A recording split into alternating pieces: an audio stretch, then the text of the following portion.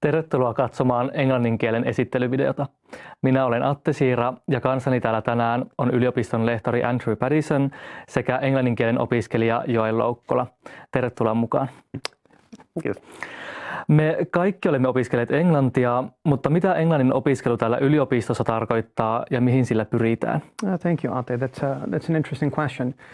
It may come as a surprise to you or your viewers that actually in the English degree program, we do much more than just study English and teach English. Of course, we do a fair amount of that. The bulk of our studies actually have to do with the research interests of our staff. So our focus areas are literature and culture, professional language work, linguistics, and language learning and teaching. So to give you an idea of the scope of different courses that are available in our degree program, I myself teach courses in medieval English, whereas a colleague of mine teaches courses in interaction and virtual reality. So we really do touch on everything from alpha to omega in our course offerings. Kyllä, ja tosi monella on sellainen käsitys, että jennään jatkaa englannin opiskelua niin kuin opiskeltiin lukioissa. Mutta tosiaan se on hyvin erilaista. Hyvä esimerkki siitä on just ensimmäisenä vuosina käyty kurssi English Grammar, mitä mä ajattelin, että okei, nyt viimeinkin ne opettaa meille vähän kielioppia, viimeinkin opin käyttämään pilkkusääntöä. Mutta se kurssi oli kieliopin teoriaa, ei kielioppia. Eli sen sijaan me opiskellaan englannin kieltä, me opiskellaan kielioppia tai niin kuin kielitieteitä englanniksi. Aivan. Oliko sulla joku ajatus, minkä vuoksi sä halusit lähteä opiskelemaan englantia? Mulla on se aika klassinen tarina, mikä on aika monella muullakin enko-opiskelijalla. Mä olin hyvä englannissa lukiossa ja mä olin tosi kiinnostunut sitä kielestä. Ja ajattelin, että mäpä kokeilen päästä hakea opiskelemaan englantia yliopistoon ja pääsin. Ja ensimmäisen vuoden aikana rakastuin aivan älyttömästi englannin kieleen siihen kielitiedepuoleen ja varsinkin kirjallisuuspuoleen. Että siinä hyvin nopeasti muovautuu semmoiseksi kielinörtiksi jo sen ensimmäisen vuoden aikana. Täällä Oulun yliopistossa englannin kielen opinnot rakentuvat näin. Avaisitko vähän, mitä nämä eri osa-alueet tarkoittavat? Certainly. Well, as you can see in the candidates or bachelor's degree phase, students take on their basic studies. And in these courses, students learn the basic skills that allow them to do research in their own field. So again, maybe in the focal areas that we just mentioned.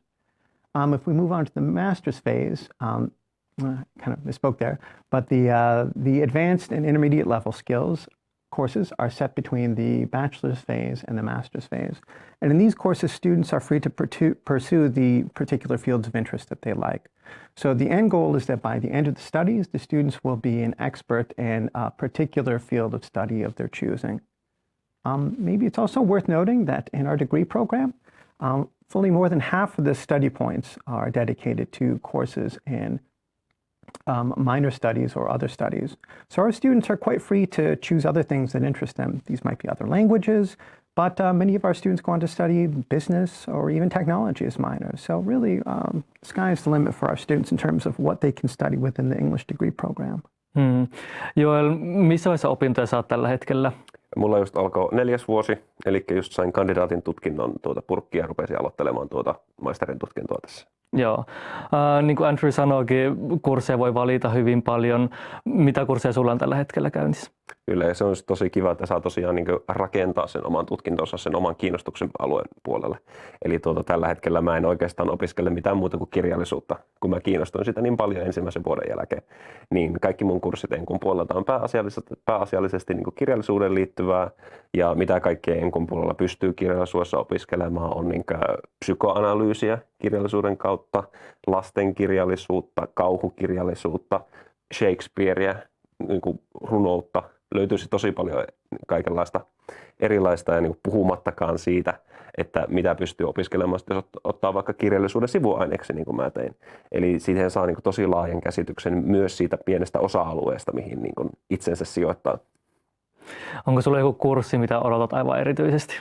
No, tällä hetkellä odotan itse asiassa Andrewn kurssia Translating Fiction, joka odotan lämpimästi sitä, että pääsee vähän kokeilemaan luovan kielen ja luovan kirjallisuuden kielen käsittelyä ihan käytännössä. Yes, that's actually a very popular course this year. We're focusing on crime fiction. No, opintojen jälkeen odottaa tietysti se työelämä. Millaisiin työtehtäviin englannin kielen opiskelijan on mahdollista työllistyä? Well, I should say that a full 40% of our students go on to find work somewhere in the field of teaching, broadly understood. But the other 60% find their way into all sorts of different professions. Obviously, there are the professions of translation, language editing, proofreading, those type of things. But our students go on to find job and project work and that kind of stuff. Some of them even go into the fields of business. Some of our students will even go on to careers in research. So really there's a broad scope of careers that are open to our degree students. Minkälaiset työtehtävät sua Joel kiinnostaisi tulevaisuudessa? Oikeastaan niin kuin ihan sama, missä pääsee käsittelemään kieltä niin kuin työmateriaalina. Niin kuin meistä tulee periaatteessa kielen asiantuntijoita. Niin kaikki tahansa työ, missä me voidaan käyttää kieltä työssä, on semmoinen, mikä mua kiinnostaa. Pääasiallisesti mä haluaisin olla kirjailija, haluaisin tehdä jonkunlaista niin kuin luovaa kielityötä. Ihan mikä tahansa niin kuin kaunokirjallisuus, genrekirjallisuus, TV, elokuva, käsikirjoittaminen, videopelikäsikirjoittaminen, kaikki tämmöinen kiinnostaisi mua tosi paljon. Ja just niin kuin kieltä voi käsitellä hyvin monella eli saralla. Niin kuin tälläkin hetkellä mä olen työharjoittelussa Oulun kaupungilla tekemässä käännöstyötä. Mielenkiintoista. Kiitos Andrew, kiitos Joel sekä katsojat siellä ruudun toisella puolella. Lisätietoa englannin kielen opiskeluista löydät oulu.fi verkkosivuiltamme. Näkemiin.